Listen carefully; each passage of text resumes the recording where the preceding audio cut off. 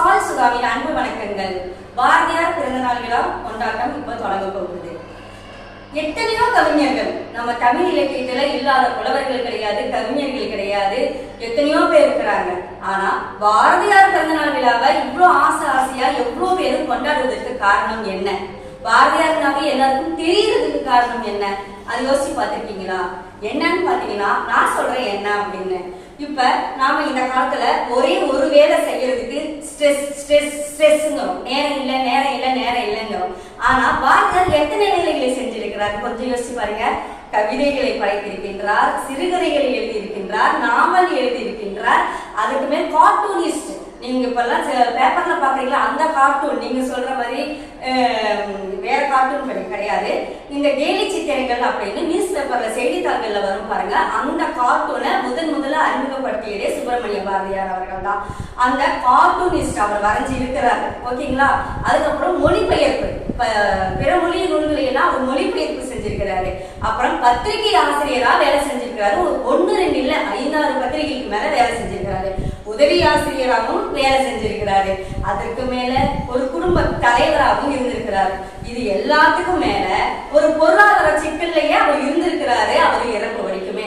அப்போ நம்ம இந்த காலத்து நல்லா தெரியும், பொருளாதார சிக்கல் இருந்துருச்சுனாவே அது எவ்வளவு பெரிய ஸ்ட்ரெஸ்ன்னு எல்லாரும் சொல்றாங்க.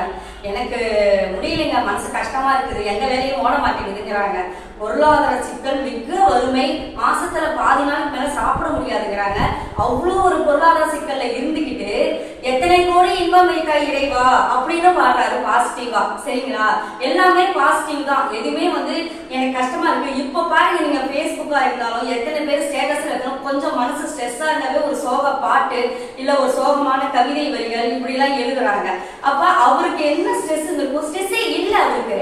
அவர் எல்லாத்தையுமே இன்பமாவே எடுத்துக்கிட்டாரு, எல்லாமே பாசிட்டிவாவே பேசினாரு. நடந்துருச்சு அப்படிங்கிற மாதிரி, சுதந்திரம் கிடைக்கிறதுக்கு முன்னாடியே சுதந்திரம் கிடைச்சிருச்சு, அப்படி எல்லாத்தையுமே அவர் பாசிட்டிவா எடுத்துக்கிட்டாங்க. அந்த மாதிரி அவர் பாசிட்டிவா எடுத்துக்கிட்டதுனாலதான் அவரை இத்தனை நாள் நம்ம பேசிட்டு இருக்கிறோம், இவ்வளவு நாள் நம்ம கொண்டாடிட்டு இருக்கோம். இத்தனைக்கும் மேல முத்தாய்ப்பாக சொல்லணும் அப்படின்னா, அவர் வசன கவி அப்படின்னு சொல்லிட்டு ஒரு கவிதையை ஆரம்பிச்சு வெட்டாட்டினா, இன்னைக்கு என்னை போன்ற கவிஞர்கள் எல்லாம் கவிஞர்னு முன்னாடி பேர் எழுதி அடைமொழி போட்டுக்கிட்டு கவிதை எழுதுறதுக்கு வாய்ப்பே கிடையாதுன்னு சொல்லலாம். அப்ப அவர் எவ்வளவு செஞ்சிருக்காரு பாருங்க. இத்தனைக்கும் மேல புதுசா ட்ரெண்ட் செட்டர்லாம் நிறைய ட்ரெண்ட் செட் பண்ணியிருக்கிறாரு. அதுவும் அன்றைய காலகட்டத்துல சாதி எல்லாம் எவ்வளவு ஒரு இதா இருக்கும். அன்னைக்கு அவர் ஒரு தாண்ட சாதியினருக்கு பூணூல போட்டுக்கிறாரு, இவர் போட்டுட்டு இருந்த பூணூல தூக்கி போட்டுட்டாரு. அப்ப ரெண்டுமே எவ்வளவு பெரிய விஷயம் அன்றைக்கு நூற்றாண்டுல நினைச்சு பாருங்க. இன்னைக்கு கூட அது செய்யவே முடியாது தைரியமாக. அவ்வளவுதான், அது எவ்வளவு பெரிய பிரச்சனையா மாறணும் உங்களுக்கே எல்லாருக்கும் தெரியும்.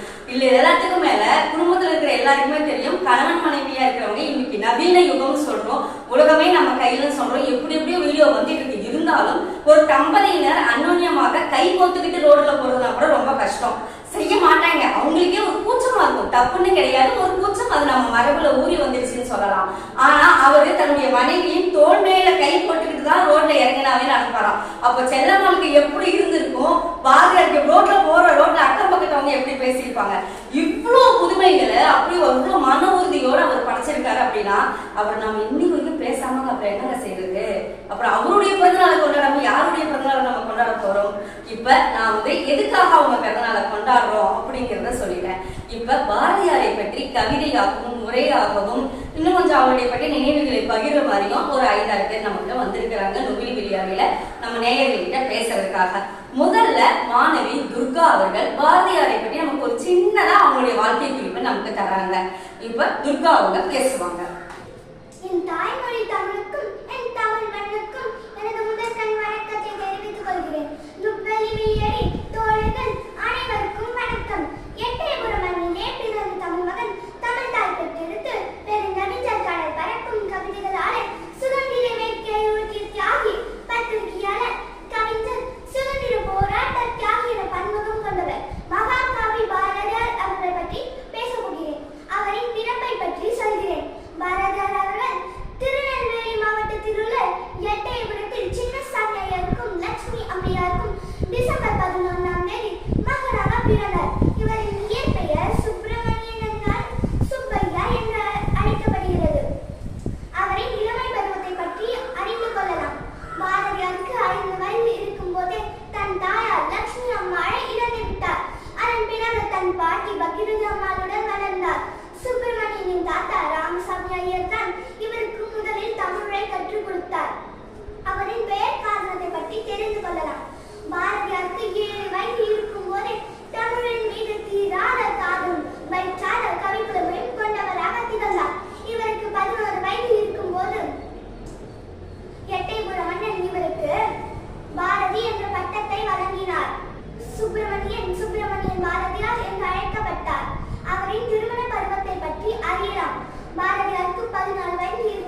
செல்லம்மா என்ற 7 வயது சிறுமியை திருமணம் செய்து வைத்தனர். இவருக்கு தங்கம்மாள், சகுந்தலா என்று 2 மகள்கள் இருந்தனர். பாரதியார் அறிந்த மொழிகள் பல. பாரதியார் தமிழ் மட்டுமின்றி ஹிந்தி, சமஸ்கிருதம், வங்காளம் இது போன்ற பிற மொழிகளிலும் தனிப்புலமை பெற்றிருந்தார். மகாகவி பாரதியார் என்று அழைக்கப்பட்டார். யாம் அறிந்த மொழிகளிலே தமிழ் மொழியை போல் இனி ராவது இங்கு காண்போம் பாடி தமிழுக்கு பெருமை சேர்த்துள்ளார். அவரின் இலக்கிய பணியை பற்றி பேசலாம். 1912ஆம் ஆண்டு பகவத்கீதையை தமிழில் மொழிபெயர்த்து இயற்றினார். கண்ணன் பாட்டு, குயில் பாட்டு, பாஞ்சாலி சபதம், புதிய ஆத்திச்சூடி இது போன்ற புகழ்பெற்ற காவியங்களை பாரதியார் எழுதியுள்ளார். விடுதலை போராட்டத்தில் பாரதியாரின் பங்கு. நம் பாரதம் ஆங்கிலேயரிடம் அடிமைப்பட்டிருந்ததை எண்ணி நெஞ்சம் பொறுக்காமலோ என்ற விடுதலை உணர்வுமிக்க பாடல்களை எழுதியுள்ளார். ஆங்கில அரசுக்கு எதிராக இந்திய பத்திரிகையில் பல கட்டுரைகளை எழுதியுள்ளார். இதனால் பாரதியாரை கைது செய்து 32 நாட்கள் சிறையில் வைத்தனர். பின்னர் விடுதலை செய்தனர். பாரதியாரின் விருது பெருமைக்குரியது. தமிழ்நாட்டு அரசின் தமிழ் வளர்ச்சி துறையின் கீழ் இயங்கும் தமிழ் வளர்ச்சி இயக்கம் மூலம் பாரதியார் நெறிபரப்பு ஆண்டுதோறும் தகவலாளர்களில் ஒருவரை தேர்வு செய்து வழங்கப்படும் விருதாகும். தமிழ்நாட்டு அரசின் தமிழ் வளர்ச்சி பண்பாடு துறை அரசாணை எண் 32/8/12/1997ஆம் ஆண்டு இருந்து இவ்விருது வழங்கப்படுகிறது. ரூபாய் 20,000 பணமும் வழங்கப்படுகிறது. 1998ஆம் ஆண்டிலிருந்து 1,00,000 8 கிராம் அளவிலான தங்கக் கோப்பையும் வழங்கப்படுகிறது. அவரின் மறைவு வருந்தத்தக்கது. பாரதியார் 1921ஆம் ஆண்டு செப்டம்பர் 11ஆம் தேதி 39 வயசில் இவ்வுலகு வாழ்வை விட்டு விடுதலை பெற்றார். தேசிய கவி மறைந்தாலும் அவரின் புகழும் கவிதைகளும் எக்காலத்துக்கு வாழும் என்பதில் ஐயம் ஒன்றும் இல்லை. அவர் கனவு காண்பிய பாரதத்தை உருவாக்குவது நமது கடமையாகும். தமிழகத்தில் ஈரன்பாச்சி விதை விடுத்த தேசிய கவியை, மறக்க முடியாத மகாகவியை, மண்ணில் காலம் வரை பார் போன்ற கவியை நீங்கள் இல்லாவிட்டாலும் இவ்வுலகில் எக்காலத்துக்கும் புகழ் வாழும். இத்துடன் இம்முறையை முடித்துக் கொள்கிறேன். நன்றி.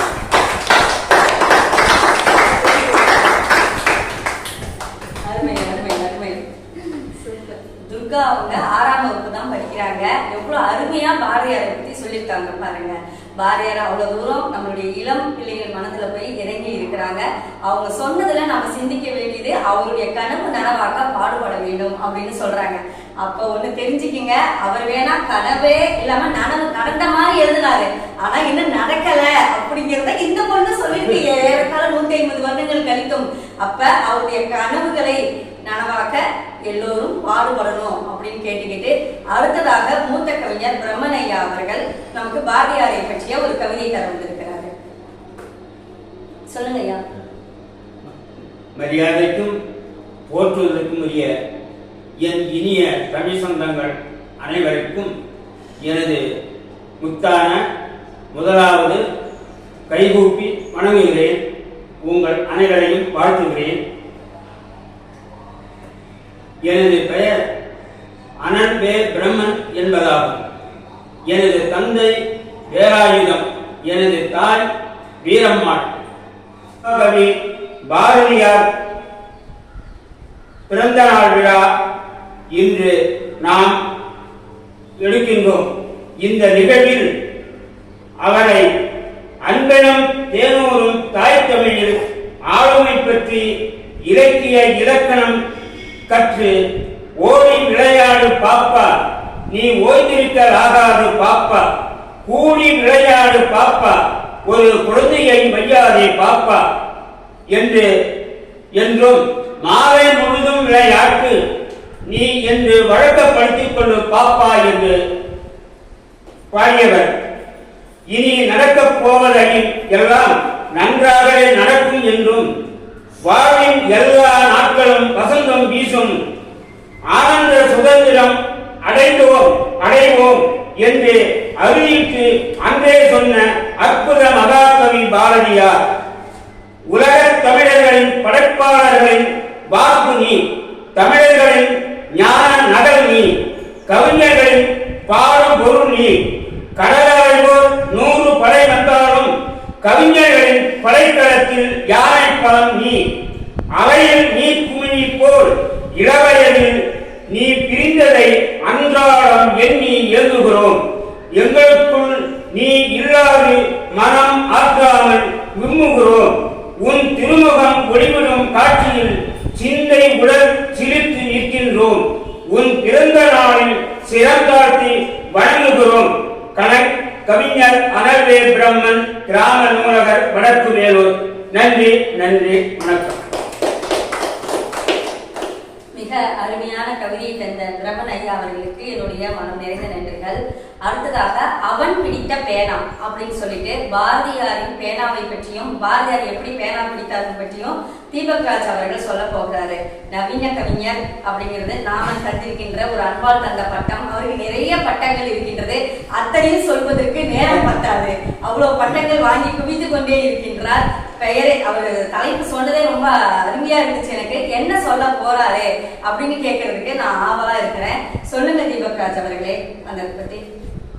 நுவழி விளையாடி தமிழ் உறவுகளுக்கும் அதன் நிறுவனர் திருமதி சாய்சுதா அம்மையார் அவர்களுக்கும் மற்றும் இங்க வீட்டில் இருக்கும் அனைத்து கவிஞர் பெருமக்களுக்கும் வணக்கத்தையும் மகாகவி பாரதியின் பிறந்தநாள் வாழ்த்துக்களையும் தெரிவித்துக் கொள்கிறேன்.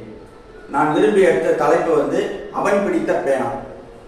ஏன் எல்லாரும் தான் பேனா பிடிக்கிறாங்க, ஏன் பாரதி பிடித்த பேனா மட்டும் அந்த அளவுக்கு அதோட சக்தி இருக்குது, அதுக்கு ஏன் அதோட வலிமை இருக்குதுன்னா காரணம் அவன் வீழ்ந்தவன் அல்ல, வாழ்ந்தவன். அவன் வீழ்ந்தாலும் வாழ்ந்தவன். அதனால அவ்வளோ ஒரு வலிமை. அது மட்டும் இல்லாமல் மற்ற எழுத்தாளர்களோ கவிஞர்களோ மையை நிரப்பியும் பொய்யை நிரப்பியும் தான் எழுதுகிறார்கள். பாரதி ஒருவன் தான் நெருப்பை நிரப்பி எழுதியவன். அதனால தான் அவனுடைய வரிகள் ஒவ்வொன்றும் அந்த அளவுக்கு தீயாக இருக்கிறது. இப்ப நமக்கு எட்டயபுரம் அப்படின்னாலே என்ன ஞாபகத்துக்கு வருது? டக்குன்னு பாரதி தான் ஞாபகம் வருது. ஆனா அந்த எட்டயபுரத்துல உமர் புலவர் வாழ்ந்திருக்கிறாரு. மும்மூர்த்திகள் ஒருவரான முத்துசாமி தீட்சிதரும் வாழ்ந்திருக்கிறாரு. ஆனா இவர்களுக்கு நம்ம நினைவுக்கே வர்றதில்லை. பாரதி தான் நம்ம நினைவு எடுத்தோம். எட்டயபுரம்னாலே பாரதி நினைவுக்கு வராது. காரணம் அவருடைய எழுத்து, அவர் பிடித்த பேனா. அது பேனா வீழ்வேன் என்று நினைத்தாயோ இந்த ஒரு வார்த்தை போதும். அதிலேயே அவர் தான் யார் என்றது தன்னுடைய எழுத்து எந்த யுகத்துக்கா தாண்டி பேசப்படுன்றது அவர் நிரூபிச்சிட்டாரு.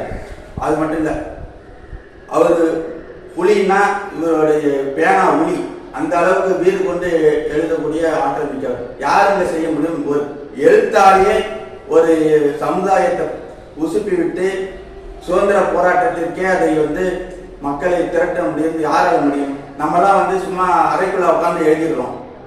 அதுன்னா அப்படி அவர் மகாகவி அப்படி கிடையாது. அவர் சமுதாயத்தை அறை விட்டது போல் எழுதியவர். அதனால்தான் அவர் இன்றும் போற்றப்படுகிறார். நம்ம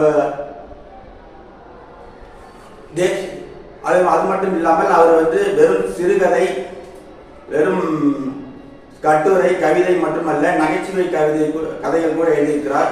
சின்ன சந்திரன் அப்படின்னு சொல்லிட்டு ஒரு நகைச்சுவை கதை கூட எழுதியிருக்கிறார். அதனால் அவருக்கு நகைச்சுவை போக்கும் உண்டு. கோபத்துடன் பார்க்கப்படும் பாரதிக்கு நகைச்சுவை உணர்வும் உண்டு. அதை தன் பேனாவில் மூலமாக அவ்வளவு விரைவாக வலிமையாக பதிவு பண்ணியிருக்கிறார். அது நமக்கு அதிகமான தெரியாத தகவலில் ஒன்று. அது மட்டும் இல்லாமல் இப்போ சமீபத்தில் பாரத பிரதமர் அவர்கள் மகாகவி பாரதியார் அவர்களுக்கு பிறந்த நாளை முன்னிட்டு முழு தொகுப்பை வெளியிட்டுள்ளார்கள். இந்நேரத்தில் அவருக்கும் ஒரு வாழ்க்கையை தெரிவித்துக் கொள்கிறேன். அவருடைய எழுத்திற்கு ஒரு கவிதை, சுதந்திர தாகம். என்று தடியும் இந்த சுதந்திர தாகம், என்று மடியும் எங்கள் அடிமையின் மோகம், என்றும் தன்னை விலங்கல் போகும், என்றும் அதன் இன்னல்கள் தீர்ந்து போய் ஆகும்.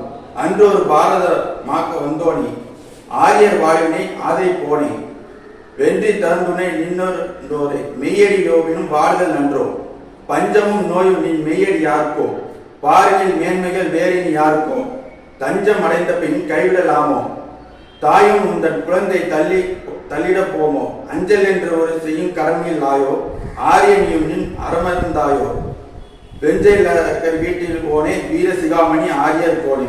இப்படியாக தன் எழுத்தின் மூலம் சுதந்திர தாகத்தை ஊட்டியவர். அது மட்டும் இல்லாமல் ஏன் தேசிய கவி என்று சொல்லப்படுகிறார்? தான் இதை படைப்புகளை மட்டும் அவர் வெளியிடாமல் சீர்திருத்தவாதிகளான திலகர், அரவிந்தர், விவேகானந்தர் இவருடைய சீர்திருத்தத்திற்கு மொழிபெயர்ப்பு செய்து அவருடைய பத்திரிகைகளான இந்தியா, சுதேசமித்திரன் போன்றது வெளியிட்டு தேசத்தின் முழுவதுமாக ஒன்றிணைத்ததாலே அவர் தேசிய கவி என்று நம்ம போற்றப்படுகிறோம். அதாவது நான் கூட என் கவிதையை சொல்லியிருப்பேன், மகாகவி வந்து ஒரு பாமரன் வீட்டு பாட்டு குயில், காதல் கண்ணனுக்கு கார்மகவேன்னு சொல்லியிருப்பான். அவன் வந்து பாமரன் வீட்டில் கூட அவன் வந்து போயிட்டு எல்லாரும் வீட்லையும் பழகிக்கிட்டு அது மாதிரி பெரிய அவன் தமிழை வெற்றி எவ்வளவோ பிழைப்பு செய்திருக்கலாம், வசதியாக வாழ்ந்து கொண்டிருந்திருக்கலாம். ஆனால் அவன் எண்ணம் முழுக்க பாமரனுக்காக விடுதலை வேட்கையில் தான் இருந்தது. அது மட்டும் இல்லாமல் பெண்கள் விடுதலைக்கு மிகப்பெரிய ஒரு எழுச்சி ஊட்டும் கவிதைகளை அவர் தந்திருக்கிறார்கள். அதுபோல அதற்கு ஒரு உதாரணமாக ஒரு கவிதை.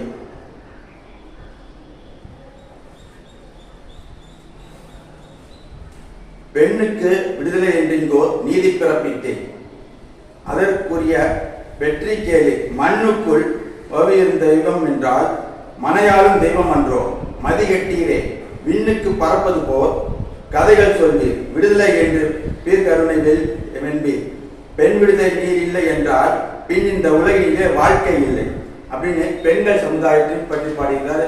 இன்னும் அது போல ஜாதி மறுப்பு, அது போல இன்னும் நிறைய விஷயங்களை அவர்கள் சொல்லியிருக்கிறார்கள்.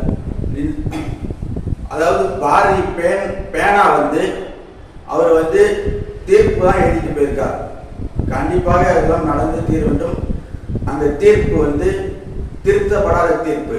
எனவே அவர் பிடித்த பேனா தீர்ப்புகளை எழுதிவிட்டு சென்றது. இந்நேரத்தை மீண்டும் மகாகவிக்கு ஒரு நன்றியை சொல்லி விடைபெறுகிறேன். வாழ்த்துக்கள் தீபக், ரொம்ப அருமையா சொல்லிட்டாரு அவரு. அந்த எல்லாரும் பேனாவில் மை போடுவாங்க, பொய் போடுவாங்க, ஆனா அவர் நெருப்பை போட்டு எழுதி இருக்கிறாரு அப்படின்னு சொல்லிட்டு உண்மைதான். அதே மாதிரி நான் தொடக்கத்துல சொன்னேன், அவர் வந்து கணவன் நனவா நடந்த மாதிரி எழுதிட்டாரு. ஆனா இவர் ரொம்ப அழகா சொல்லிட்டாரு, அவர் தீர்ப்பை எழுதிட்டு போயிட்டாரு, அந்த தீர்ப்பு வந்து இன்னும் நடைமுறைக்கு வரல. ரொம்ப அழகா சொல்லிட்டாரு அவரு. அடுத்ததாக ஒரு வாத்தியாரை பற்றி ஒரு கவிதை சொல்ல வந்திருக்கிறார் அமராவதி அவர்கள். சொல்லுங்க. நுவலி விளையாடி ரசிக பெருமக்களுக்கும் தமிழ் ஆர்வலர்களுக்கும் அமராவதியின் முதல் வணக்கம். தமிழ்தாய் பெற்றெடுத்த செல்ல குழந்தை பாரதி அவர்களின் பிறந்த நாளுக்கு நான் ஒரு சிறு கவிதை எழுதி வந்திருக்கிறேன். கவிதையின் தலைப்பு நல்லதோர் வீணை. பார்ப்புகளும் பாரதி தேசத்தின் எழுச்சி தீ, கவியில் மகாகவி, புவியில் அவரே என்றென்றும் புரட்சி கவி. கவியில் மகாகவி, புவியில் என்றென்றும் அவரே புரட்சி கவி. பூலோகம் கண்டிராத புதுமை கவி, தமிழ் அன்னை தரணிக்கு தந்த தங்க கவியும் அவரே, சங்க கவியும் அவரே. சுதந்திரத்தை சுவாசித்த நேச கவி, விடுதலை பெருமுன்னே பள்ளு பாடிய ஆனந்த கவி. சுதந்திரத்தை சுவாசித்த நேச கவி, விடுதலை பெருமுன்னே பள்ளு பாடிய ஆனந்த கவி. எழுத்துக்களுக்கு ஏற்றமளித்த மொழிக்காரன், மொழிகளுக்கெல்லாம் தமிழே மகுடமென மொழிந்தவன். பாமர மக்களும் புரிந்து பாராட்டிட புது கவிதை படைத்த புதுமை பித்தன். பாமர மக்களும் புரிந்து பாராட்டிட புது கவிதை படைத்த புதுமை பித்தன். முறுக்கு மீசைக்காரன், கலையான தாடிக்காரன், மிடுக்கு நடைக்காரன், துணிவில் அழகுக்காரன். வெள்ளையனை பாட்டாலேயே விரட்டிய வேட்டைக்காரன், வெள்ளையனை பாட்டாலேயே விரட்டிய வேட்டைக்காரன். வறுமையை வாழ்த்திய பெருஞ்செல்வந்தன், பெருமை மிகு பெண்ணிய திசைக்காரன். வறுமையை வாழ்த்திய பெருஞ்செல்வந்தன், பெருமை மிகு பெண்ணிய திசைக்காரன். அச்சமில்லை அச்சமில்லை அச்சம் என்பதில்லையே என இன்றைய இளையோரது நெஞ்சினில் உரமேற்றி பயம் அகற்றிய பலே பாட்டுக்காரன். உகுக்கும் தமிழில் நந்தலாலாவை காக்கை சிறையில் கண்டு மகிழ்ந்தவன். இசைத்தமிழ் பிரசவித்த நல்லதோர் வீணை, இசைத்தமிழ் பிரசவித்த நல்லதோர் வீணை. வீணையின் இனிய நாதமெல்லாம் அவன் பெருங்கனவின் எதிரொலி, வீணையின் இனிய நாதமெல்லாம் அவன் பெருங்கனவின் எதிரொலி. முண்டாசு கவிக்கு முத்தான மரியாதை கொடுத்து கெத்தாக மங்கா செயல் செய்து மகிழ்ந்திடுவோம். பாட்டுப்பட்டறை பாரதி கவிதைகளை வாசிப்போம், நேசிப்போம், சுவாசிப்போம். வாழ்க தமிழ், தமிழ் வளர்த்த பாரதியின் புகழ். நன்றி, வணக்கம். அருமையான அழகான வார்த்தைகளை போட்டு மிக அழகான ஒரு கவிதையை கொடுத்திருக்கிறாங்க அமராவதி அவர்கள். அவங்க சொல்லும் போதுதான் பாட்டு கவின்னு சொல்லும் போதுதான் எனக்கு ஒரு தகவல் ஞாபகத்துக்கு வருது. அவரு தொடர்ந்து விடாம 2 மணி நேரம் பாடல்கள் பாடியிருக்கிறார்.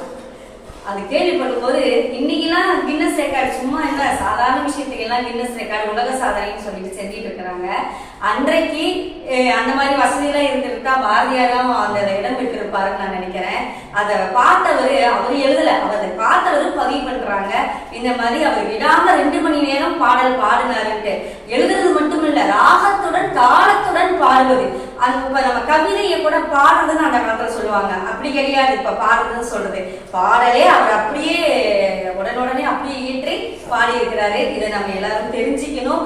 அதை எதற்காக நம்ம பாரதியை இவ்வளவு தூரம் போற்றுறோம் அப்படின்னுங்கிறதும் புரிஞ்சுக்கணும். அடுத்ததாக சுப்பிரமணிய பாண்டியன் அவர்கள் நமக்காக ஒரு உரையாற்ற வந்திருக்கின்றார். பாரதியும் கணித எண்ணும், பாரதியும் கணித எண்ணும் அப்படிங்கிற தலைப்புல அவர் பேச போறாரு. எந்த எண்ணை பற்றி பேச போகிறார் அப்படின்னு எல்லாரும் கொஞ்சம் கெஸ் பண்ணியிருப்பீங்கன்னு நினைக்கிறேன். பார்க்கலாம், இப்ப அவர் பேச போறாரு.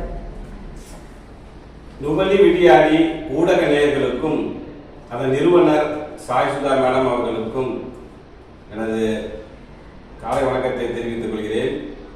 இந்த 143வது மகாகவி சுப்பிரமணிய பாரதியாரின் பிறந்தநாள் கொண்டாட்டத்தில் கலந்து கொண்ட அத்துணை எழுத்தாளர் பெருமக்களுக்கும் எனது வணக்கத்தை மீண்டும் ஒரு முறை தெரிவித்துக் கொள்கிறேன். மகாகவி சுப்பிரமணிய பாரதியாருக்கும் கணித எண் 11க்கும் ஒரு நீண்ட ஒரு ஒற்றுமை உண்டு. என்னன்னு கேட்டீங்கன்னா, மகாகவி பாரதியார் பிறந்தது 1882 டிசம்பர் 11. அதே போல அவர் எட்டயபுரம் சமஸ்தானத்தில் சுப்பிரமணியன் என்ற இயற்பெயரோடு நுழைந்து அந்த சமஸ்தானத்தில் அவர் தன்னுடைய கவிதை திறத்தை, தன்னுடைய புலமையை நிரூபித்து எல்லாருடைய ஆதரவையும் பெற்று எல்லாரும் அவருக்கு பாரதி என்கிற பட்டத்தை கொடுத்தது அங்கதான். அப்போ அவருக்கு வயது 11. அவருடைய தாயார் அவரை விட்டு இறக்கும் போது அவருக்கு 5 வயசு. அவங்க அப்பா அவருக்கு 16 வயசு இருக்கும்போது இறந்து போறாரு. இப்போ அவங்க அம்மா இறந்ததுக்கு அப்புறம் அவங்க அப்பாவோட கண்டிப்புல அவர் வளர்ந்தது 11 வருஷம். அதன் பிறகு அவர் நோய்வாய்ப்பட்டு உடல்நிலை சரியில்லாமல் இறந்து போனது 1921 செப்டம்பர் 11. இப்படி 11 இந்த நம்பர் இதை கணித ஒற்றுமை. அதோட இன்னொரு சிறப்பு என்ன கேட்டீங்கன்னா, இன்னைக்கு நிகழ்ச்சி ஆரம்பிச்சதும் 11 மணிக்கு.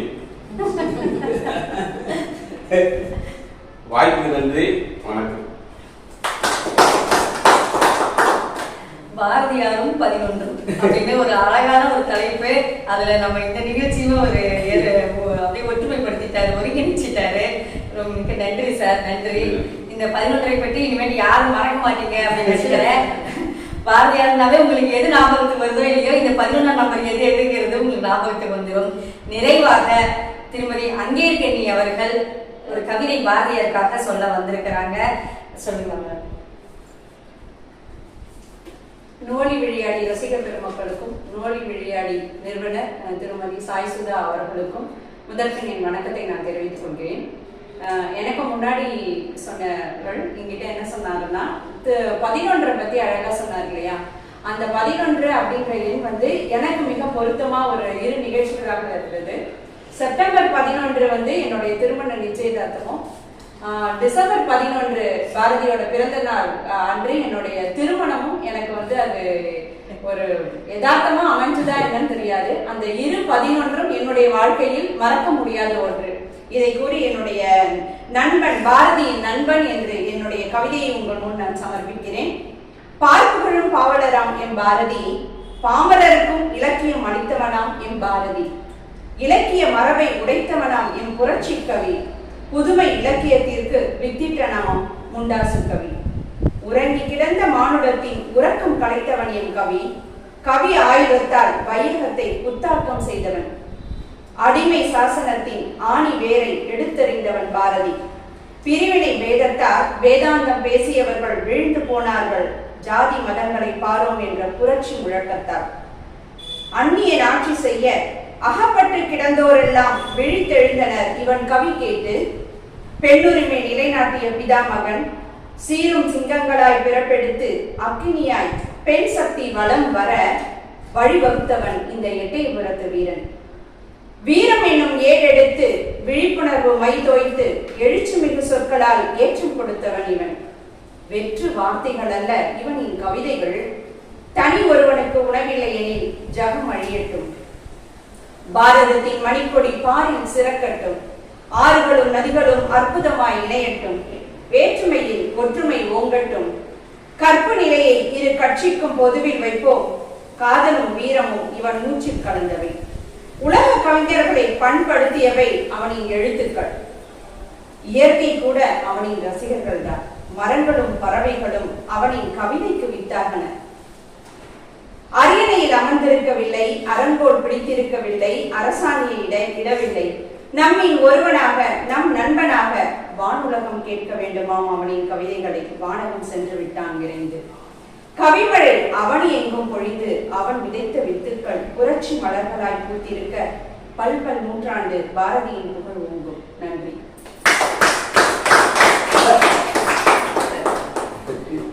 இப்ப பாரதியாரை பற்றி கவிதை வாயிலாக உரை வாயிலாக நாம அவங்களை பற்றி இன்னைக்கு கொஞ்சம் செய்திகளை தெரிஞ்சுக்கிட்டோம். புது தகவல்களை நாம தெரிஞ்சுக்கிட்டோம். வெறும் 39 ஆண்டுகள் தான் வாழ்ந்திருக்கிறாரு. அதுல 5 வயதிலிருந்து தான் அவர் எழுத ஆரம்பிச்சிருக்கிறாரு. 34 ஆண்டுகள் மட்டுமே அவர் செஞ்சிருக்கிறாரு இந்த இலக்கிய பணி. ஆனா ஆயுள் முழுக்க செஞ்சாலும் அடைய முடியாத புகழை அவர் அடைஞ்சிட்டாருன்னு தான் சொல்லலாம். ஏன்னா அவ்வளோ உழைப்பு அவருடையது. கவிதை என் தொழில் அப்படின்னு சொல்றாருன்னா தெரிஞ்சுக்கீங்க. இத்தனைக்கும் அதுல அவர் ஒன்றும் சம்பாதிக்கல. அதுதான் உண்மை. வீரியமா அந்த பாரதியார் சொன்ன மாதிரியே அவர் ராஜா கிடையாது. ஆனா ஒரு ராஜா மாதிரியே அப்படியே அவருடைய நிக்கிற பாத்தீங்கன்னா ஒரு ராஜா நிக்கிற மாதிரியான அவ்வளோ ஒரு கம்பீரமா அவர் நிற்பாரு. அப்ப அவரை பார்த்தாவே நமக்கு ஒரு ஈர்ப்பு சக்தி அவர் மேல அவருக்கு ஒரு ஈர்ப்பு சக்தி நமக்கு வருது. அதைதான் நம்ம சொல்லணும். அவருடைய தோற்றமே அப்ப நம்ம அவருக்கு இருந்து கத்துக்க வேண்டியதெல்லாம் நிறைய இருக்குது. நம்ம ஒரு தொழில் செஞ்சா எப்படி செய்யணும், ஒரு படைப்பு படைத்தால் எப்படி படைக்க வேண்டும், வாழ்ந்தால் எப்படி வாழ வேண்டும், எண்ணங்கள் எப்படி நேர்மறையாக இருக்க வேண்டும். இன்னும் நிறைவாக நான் ஒரு தகவல் சொல்றேன் பாருங்க. அவர் ஒரு முறை மகாத்மா காந்தி அவர்களை சந்தித்து இந்த மாதிரி அவர் சொல்லியிருக்கிறாரு, ஒரு நிகழ்வு வச்சிருக்கிறேன், அதுக்கு நீங்க தலைமை தாங்கணும்னு ஒரு தேதி சொல்லியிருக்காரு. அதுக்கு அவர் வந்து இல்ல அன்னைக்கு முடியாது, மறுநாள் மாற்றி வச்சுக்கிறீங்களான்னு கேட்டிருக்கிறாரு. அப்ப பாரதியார் சொல்லியிருக்காரு, இல்லை மிஸ்டர் காந்தி, நான் தேதியெல்லாம் மாற்ற முடியாது, உங்களுடைய கட்சி இயக்கம் வெற்றி பெற வாழ்த்துக்கள் அப்படின்னு சொல்லிட்டு அவர் போயிட்டாராம். அப்ப எவ்வளவு ஒரு தைரியம் பாருங்க. இப்ப நாம ஒரு நிகழ்வு நடத்துறதுக்காக என்ன சொல்றோம், எவ்வளவு ஒரு காம்ப்ரமைஸ், தேதியை மாத்துறது, நேரத்தை மாத்துறது, அதை மாத்துறது, இதை மாத்துறது அப்படின்னு சொல்லிட்டு. ஆனா அவர் எதுக்காகவும் நான் யாருக்காகவும் மாற்ற மாட்டேன் அப்படின்னு சொல்றாரு. போதும், ஆயுள் காலம் பெரிதல்ல, எத்தனை ஆண்டு காலம் வாழ்ந்தார்கள்ங்கிறது பெரிது கிடையாது, எப்படி வாழ்ந்தார்கள்ங்கிறது தான் பெருசு. அவர் பேனாவில் நெருப்பை விதைத்தாரு, நெருப்பை போட்டு எழுதினாரு அப்படின்னா நம்மளால நெருப்பு போட்டு எழுத முடியுதோ இல்லையோ, அவர் எழுதியதை வாசித்து அதை சுவாசித்து நம்மளுடைய அடுத்த தலைமுறைக்கு அதை கடத்தி முடிந்தால் நாம் அந்த எழுத்தை போல வாழ்ந்து அவருடைய கனவுகளை, அவருடைய என்ன சொல்றது, அவர் எழுதிய தீர்ப்புகளை நடைமுறைப்படுத்துவதற்கு முயற்சிக்கலாம் என்று கூறி இந்த விழாவை நிறைவு செய்து கொள்கிறேன். பங்கேற்றவர்களுக்கும் இதை பார்த்துக் கொண்டிருக்கும்